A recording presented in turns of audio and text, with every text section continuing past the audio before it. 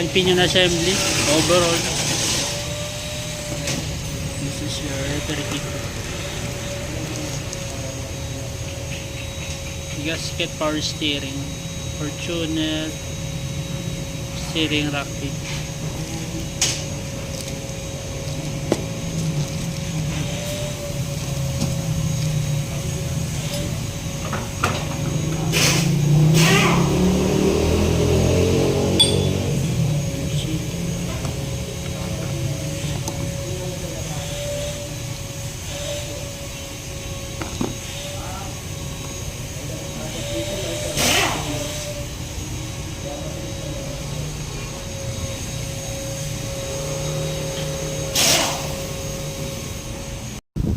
Yan yung steering rack mga sir. Yung lagayan ng pinion gear. Napalitan din natin ng oil seal yan. Tinanggal ko na kasi yung oil seal yan. Baba sa kataas yan. Yan. Saka dyan sa ilalim. Meron din dyan. Napalitan din natin yan.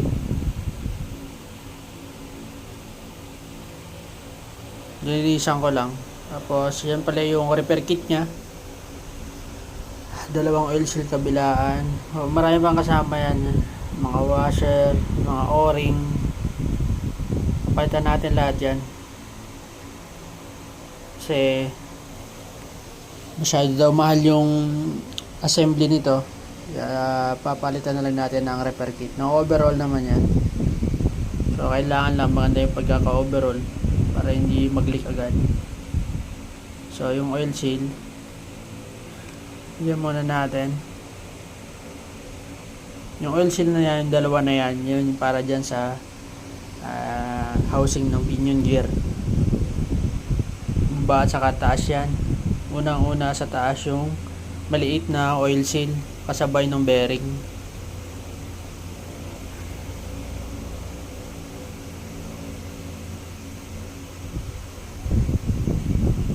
Kailangan lang patong yan dun sa may pag nilalagay para yung bearing yung pupukpukin nyo para lapat na lapat yung oil seal nya. Pinatong kasi sa pantay, hindi ko montra. Wala ko ng socket dyan. 849mm yan, ay 16. Nakikita nyo naman paglalapat na yung ano nyan. Kailangan pantay na pantay. Kaya hindi tumagas yung fluid dyan. Yung ATF. Yung power steering fluid nya. Hindi naman masyado matigas yan. Dinadaan-daan ko nga lang yan dyan. Para lumapat lang. Yan. Kaya lang pantay dyan. Kasi isa pa dyan.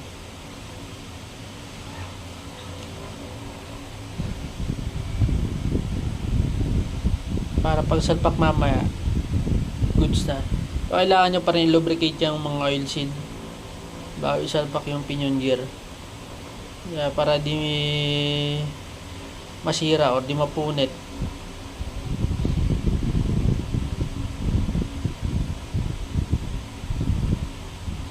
Yan. Kaya pantay lang. Nadaan lang natin. Kasi walang abala sa trabaho. Kaya lang daan-daan. Huwag masyado natin madaliin. Relax lang. Yan yung isa na yan. Madali-dali pa po ano yan. Yung pukpok ko yan, pero yung pukpok ko yan alalay dun lang sa pinakang matigas na part ng oil seal para di masira. Pag nasira yan, hindi ka makabibili ng isa-isa yan. Set yan, repair kit. Mahal din yan. Siguro nag-range siya ng mga 5,000.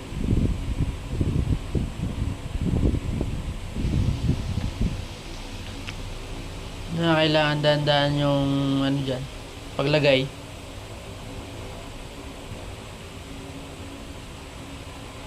So yan, medyo nilakasan ko kasi nga lumalabas. Ay gumapit agad siya. Pero kailangan lang Maingit yung pokpok para hindi pumasok dun sa loob.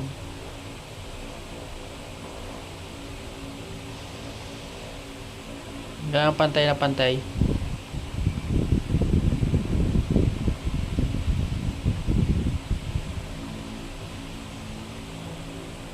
Di man mahirap magkabit niyan.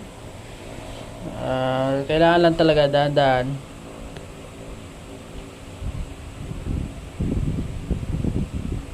Yan.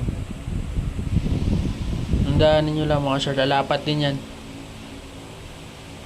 Para goods pag nilagay na yung pinion gear. Grasa lang yung pan-lubricate ko dyan.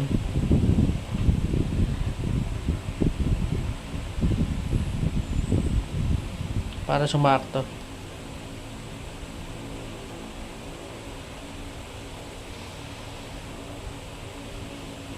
Ayan. Pantay na yan. Pat na yan.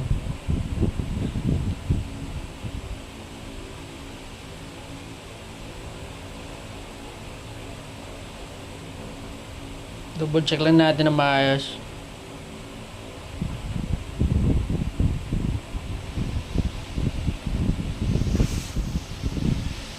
Toyota Fortuner, Innova parehas lang. Hilux. Halos magkakaparehas lang ng repair kit yan. Basta magkakaparehas ng Gen 1 or Gen 2. Yan, magkakaparehas yan.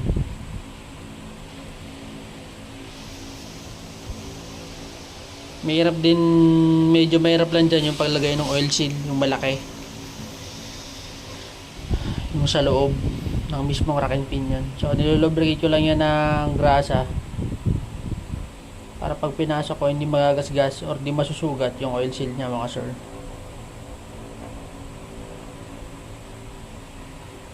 Malambot lang yan ipasok. Sa alalay lang, relax lang. Hindi masyado minamadali yung trabaho. Yan mas maganda. Kahit ano namang kahit ano namang gawa, basta hindi minamadali. Mas maganda yung gawa natin kapag hindi madalian. Or hindi tayo nag-aabol ng oras. Yan ang pinamaganda doon.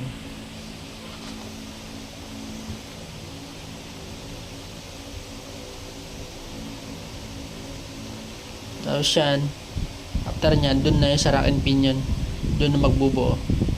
Sa loob. Sa pinakang shafting nya.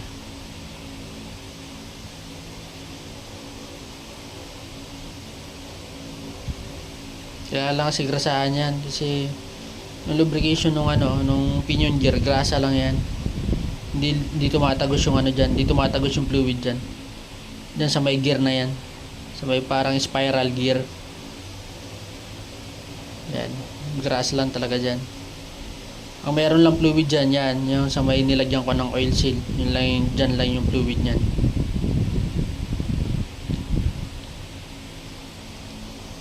Yan, yung yung shafting nya.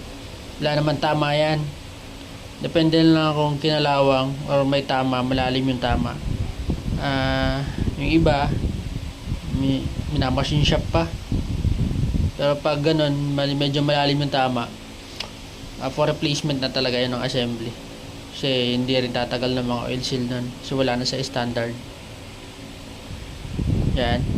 May dalawang oil seal din yan, dulo-dulo. Nalagyan din natin yan. Dalawang oil seal.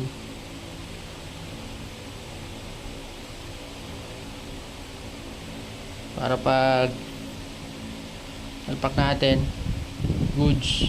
So, kailangan nyo lagyan ng plastic yan or packing tape yung pinakang gear, yung gear dun sa sa may shafting para di masugat yung mga dulo nyan. Lagyan ng plastic yan or kaya packing tape. Yun yung mga spline na yon, yung tumatama dun sa may spiral. Yan, nilagyan ko ng tape yan para mapasok dyan na hindi magasgas. Yan ang dapat talaga, nilalagyan ng tape yan. Yan, para pagpasok ng oil seal, swabe lang, hindi siya gagasgas dun sa sa mga spline na yan, sa mga guhit-guhit. Sigiri yan eh. Yan, swabe lang. Saka nyo tanggalin yung tape. Sa kabila ganyan din yung dulo. Para di matanggal yung